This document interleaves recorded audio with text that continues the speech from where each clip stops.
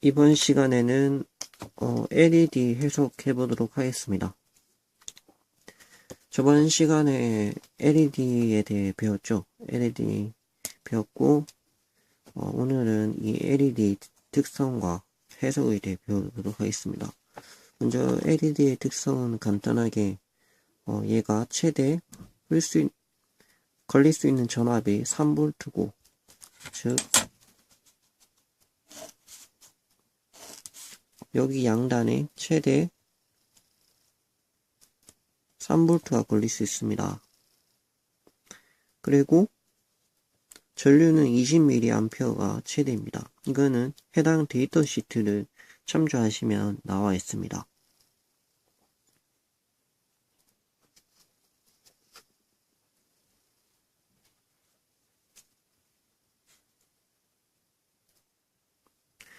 자, 만약에 여기 3V가 걸린다고 가정하면 여기는 총 4V입니다.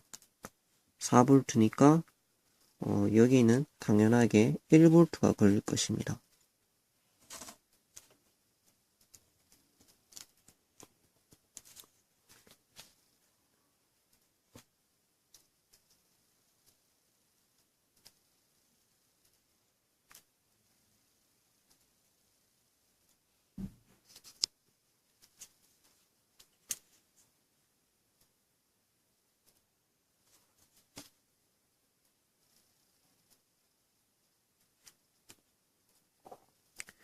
그래서 당연하게 1V가 걸릴 것입니다.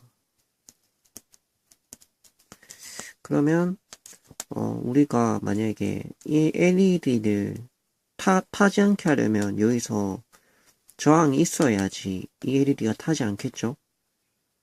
그래서 이 R 저항을 결정을 해야 되는데, 이때, 여기 조건이, 이 LED는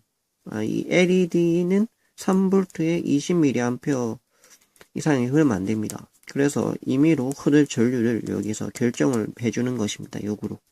그래서, 예를 들어, 흐르는 전류를, 볼트는 3V를 그대로 하고, 흐르는 전류를 13.6mA로 하겠다. 그렇게 정했습니다. 그렇게 정하면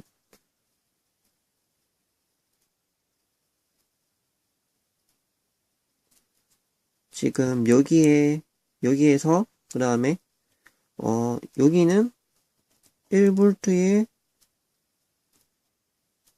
13.6mA가 흐르겠다. 이렇게 정할 수 있습니다. 이 1V는 어떻게 나왔냐면 여기가 전체가 4V잖아요. 그러니까 우리는 여기에 3V가 이미 걸리는 걸 알고 있으니까 전체 4V에서 여기 지금 현재 셀에 걸려야 될 3V를 빼면 1V가 나오죠. 그게 이 R의 전압입니다. 그러니까 이렇게 나올 수 있습니다. 지금 전압과 전류가 나와 있으니까 저항을 구할 수 있습니다. 이 저항은 RLED 저항이고 이거는 약 225mm 됩니다. 그리고 이것은 R 저항이고 이거는 약 73.52ohm 정도가 됩니다.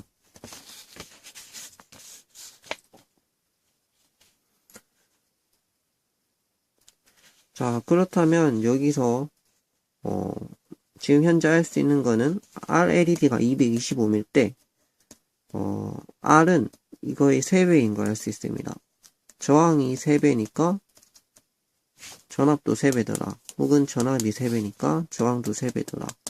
그래서 직렬에서 전압 분배 법칙을 만족하더라. 그런 거 할 수 있고 현재 그 다음에 이게 20mA 중에 13.6mA가 흐른다고 가정했으니까 더 작은 게 흐르게 할 수도 있잖아요. 맞죠? 그래서 우리는 또 3V에 이번에는 뭐 0.909mA가 흐른다고 합시다. 또 여기에는 1V에 0.909mA가 흐른다고 합시다. 그랬을 때 R은 여기는 RLED죠. 왜냐면 3V 걸리니까. 여기는 R이죠. 그러면 RLED는 3.3kΩ이 되고, 즉 3300ohm이 되고, R은 1.1kΩ이 됩니다. 즉 1100ohm이 됩니다. 여기서도 마찬가지로 이렇게 전압이 이렇게 3배이니까 저항도 3배더라. 이렇게 나왔습니다. 여기서 주목하셔야 될 게 지금 RLED입니다. RLED는 이 LED 내부 저항입니다. 즉 LED 내부로 흐르는 전류를 제한해주는 저항입니다. 이 저항이 13.6mA가 흐를 거라고 예상했을 때는, 그렇게 흐르게 조절했을 때는 그때 그 저항이 필요한 게 220ohm이었고 0.909mA가 여기 흐르기를 원했을 때, 즉 흐르기 원했을 때 그 저항이 3.3kΩ이었습니다. 즉 이 저항이 지금 변한 걸 볼 수 있습니다. 즉 여기서 알 수 있는 중요한 것은 LED도 하나의 저항이고 빛을 내더라. 그때 이 저항은 가변 저항이더라.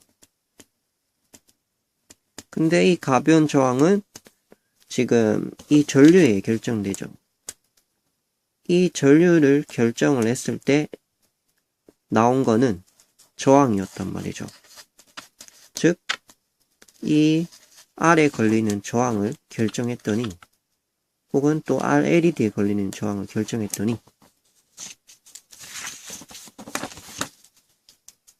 이 결정은 이 전류에서 나온 거죠. 흐르는 전류. 그러니까 우리가 원하는 전류를 선택을 했을 때 여기에 필요한 저항을 알게 되고, 이 값을 유지시켜 줄 수 있는 저항을 알게 되고, 그러면 여기에서도 저항을 알 수 있게 되죠. 그걸 봤을 때 225ohm일 때랑 3.3kΩ일 때랑 상식적으로 생각을 해보면 225ohm일 때는 당연히 전류가 많이 흐르겠죠. 저항이 작으면. 저항이 전류를 제한해 준 소자니까 저항이 크면 전류 흐름이 작아지겠죠. 전류 흐름이 작은 것은 지금 이때죠. 3.3kΩ에 이게 하나의 저항이라 생각해보면 3.3kΩ일 때는 전류가 작게 흘러서 밝기가 약하겠죠. 밝기가 약한 거는 저번에 그 전자와 전공이 결합하는 그 개수가 작아진다는 겁니다. 그 다음에 저항이 작을 때는, 여기 저항이 작을 때는 전류가 많이 흐르겠죠. 많이 흐르게 되면 LED는 밝겠죠. 그때 내부 저항은 작은 거고. 그러니까 우리가 미리 전류를 결정해주면, 흐를 전류를 결정해주고 전압은 정해져 있으니까 전류를 결정해주면 이 전류에 따라 이 저항이 결정되고, 이 저항은 이 LED 내부로 흐를 전류 양을 결정해 주는 거죠. 그건 이미 우리가 사전에 가정했던 그 전류가 될 것이고, 이 전류가 이만큼 흐른다는 거는 이 LED도 하나의 저항이라는 거고, 이 저항은 이미 결정이 된다는 거죠. 이 가정했을 때 13.6mA 가정했을 때 결정이 된다는 거죠. 그래서 이거를 하나로 정리를 해보자면 이렇게 됩니다. 지금 LED에서 3V가 고정되어 있고, 이 전류가 20mA가 최대 훌순 전류인데, 이 중에 얼마나 흘릴지 전류를 결정합니다. 그러기 위해서는 예상으로 결정을 하는 겁니다. 20mA는 최대 값이고 예를 들어 13.6mA를 흐르겠다. 그렇게 그만큼 흐르기 원한다 하면 저항이 결정되고, 근데 이 저항이 낮을 때는 LED 내부 전류가 많이 흐르겠죠. 이게 낮으니까 더 여기로 흐르는 전류가 더 많겠죠. 그래서 LED 내부로 전류가 많이 흐르고, 그러면 LED 내부 저항이 낮다는 걸 알 수 있어요. 그러니까 많이 흐르죠. 그 다음에 그걸 통해서 LED가 밝다는 걸 알 수 있고, 반대로는 이렇게 되겠죠. 네, 어둡다는 걸 알 수 있어요. 핵심은 결론. LED는 가변 저항처럼 작동한다. 이것입니다. 그럼 실험을 해보도록 하겠습니다. 플러스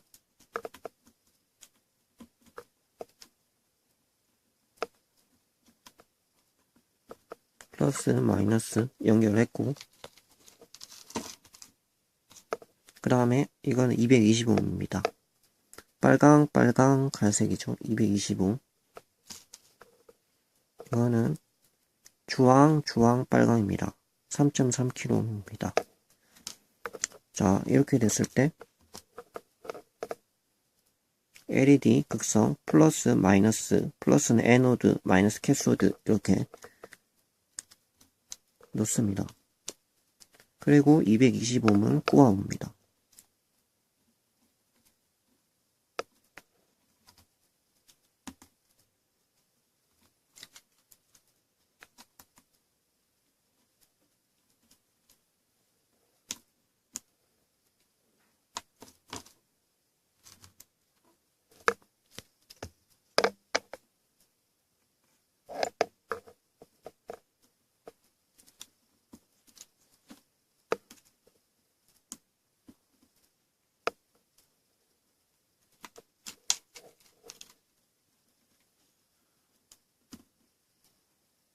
이렇게 작동하는 것을 볼 수 있습니다.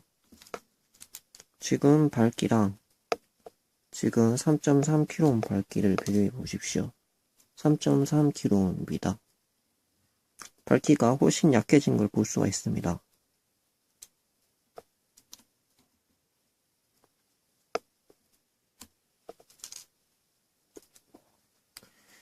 그리고 저번에 설명 안 드렸던 게 있었습니다. 이렇게 LED가 빛나는데 저항이랑 LED가 바뀌어 꼈을 때 LED가 왜 파손이 되지 않는가? 1번 이거나 두 번째, 이렇게 직접 연결했을 때 LED가 왜 파손이 되는가? 그리고 만약에 이렇게 역방향으로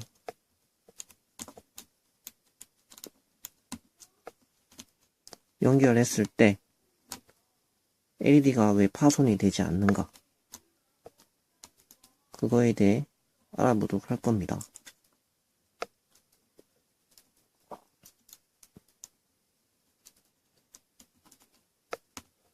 작동이 되죠? 역방향 연결했을 때는 이렇게 파손이 되지 않습니다. 만약에 순방향으로 연결을 하면 LED는 바로 파손이 됩니다. 보여드리겠습니다. 지금 LED가 지금 불이 어마어마하게 밝습니다. 근데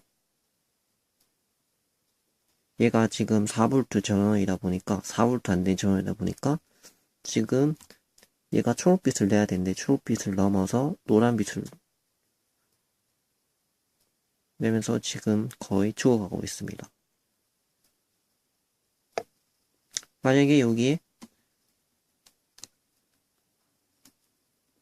8V 전원을 가하면 얘는 바로 죽게 됩니다.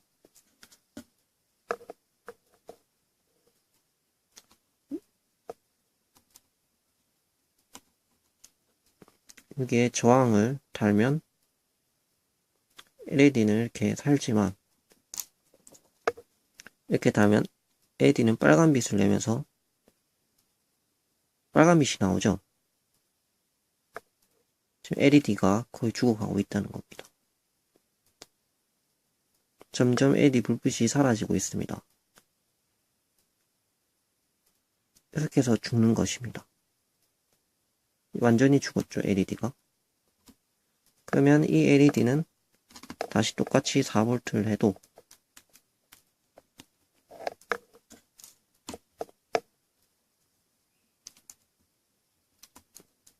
죽은 LED가 되는 것입니다.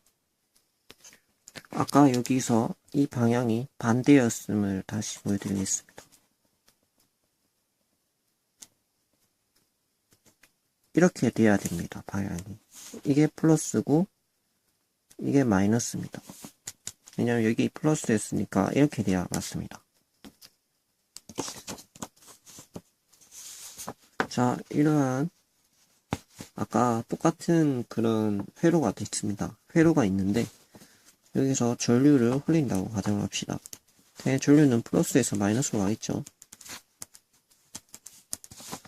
그러니까 이렇게 흐를 것인데 아까 처음에 이 경우에는 당연히 저항을 지나니까 이게 살 것이다 알 수 있는데 이거는 생각해보면 전류가 이렇게 물처럼 흐른다 생각해보면 이 LED부터 지나니까 먼저 파손이 된 다음에 저항에 전류가 흐를 것이다 이렇게 예측할 수 있습니다. 근데 실제로 그러지 않았죠. 이것이 왜 그런지 알려보도록 하겠습니다. 예를 들어 당구공이 여기 10개가 있다 합시다. 그리고 붙어 있어요. 하나는 당구공이 이렇게 있다 합시다. 자, 이 경우에는 당구공이 여기서 쳐버리면 여기에 부딪힐 것입니다. 시간이 대략 한 1초나 2초 이렇게 걸렸을 것입니다. 자, 여기서의 시작 시간과 여기서의 끝 시간이 이렇게 갭이 있습니다. 자, 여기의 경우 봅시다. 여기서 당구공을 큐대로 쳤습니다. 그랬을 때 이 10개가 동시에 반응이 부딪혀서 충격이 일어나서 부딪힙니다. 그래서 여기서의 쳤을 때 시간이랑 0.1 마이크로세컨드 여기서 부딪혔을 때 시간이랑 0.101 마이크로세컨드 별 차이가 없습니다. 자, 우리가 전류가 이렇게 흐른다고 했는데 실제 전류는 안타깝지만 가상의 흐름입니다. 즉 가짜의 흐름이에요. 근데 실제는 전자의 흐름입니다. 전자는 건전지가 있으면 마이너스 극에서 플러스 극으로 들어옵니다. 이렇게 들어옵니다. 그렇기 때문에 실제로는 여기서 전자가 마이너스 극에서부터 나와서 이렇게 거칠 것입니다. 여기서도 마이너스 극부터 나와서 거칠 겁니다. 그렇게 되면 여기랑 여기 경우가 전자들이 이 도선 내에, 구리 도선 내에도 전자가 있어요. 자유전자들이랑 여기 건전지에서 나온 전자들이 동시에 부딪힙니다. 얘가 큐대 역할을 해주는 거고 얘는 당구공들입니다. 그래서 부딪혀가지고 동시에 부딪혀서 지금 여기에 있는 이 저항이랑 여기에 있는 LED랑 동시에 느끼는 겁니다. 이 전자들을.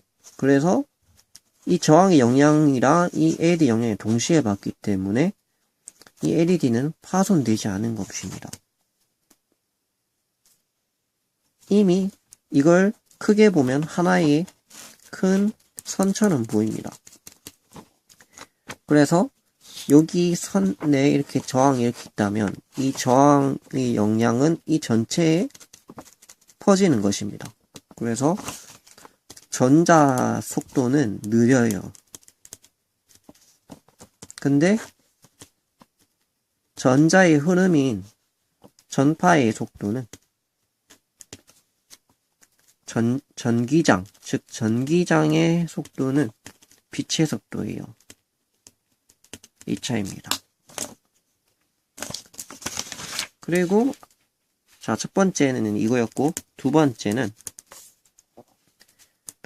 우리가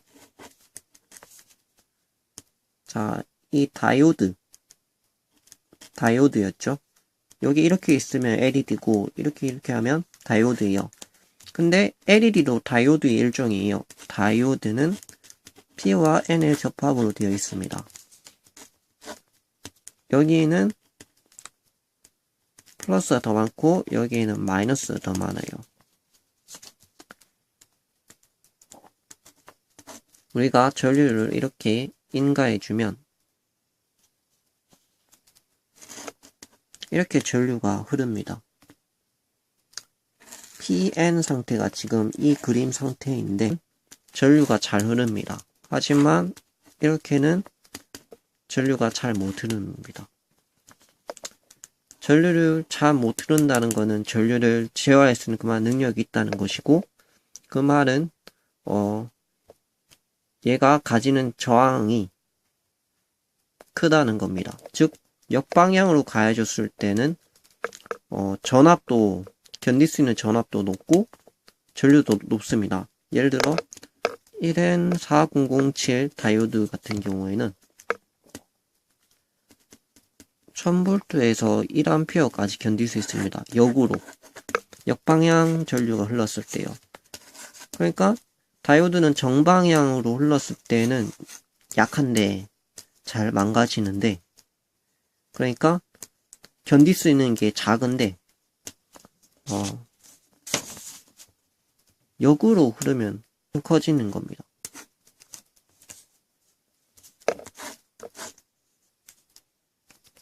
그리고 여기에서 이 N은 마이너스가 많다 했어요. 그러니까 P에 있는 걸 끌어당기려 할 거잖아요. 이걸 다른 말로 하면 N에 있는 실제 전자가 이 전공 쪽으로 이동을 한다는 거예요. 전자가 이렇게 이동을 하니까 전류는 당연히 이렇게 이동하겠죠. 근데 둘이 이게 극성이 다르니까 전자가 이렇게 이동을 쉽게 하겠죠. 그렇게 되면 전자가 이렇게 쉽게 흐른다는 거고, 그 말은 전류가 이쪽 방향으로 쉽게 흐를 수 있다는 거예요. 역으로는 반대겠죠. 그래서 우리가 아까 전에 그 LED가 역으로 했을 때는, 연결했을 때는 전류를 차단해서 엄청난 저항이 있어서 저항 같은 작용을 해서 파손이 되지 않았어요. 다시 원래대로 연결했을 때. 근데 그 순방 4V 인가했을 때 노란 불빛이 있다가 8V 인가하니까 이내 빨간 불빛이 돼서 꺼져 버렸어요.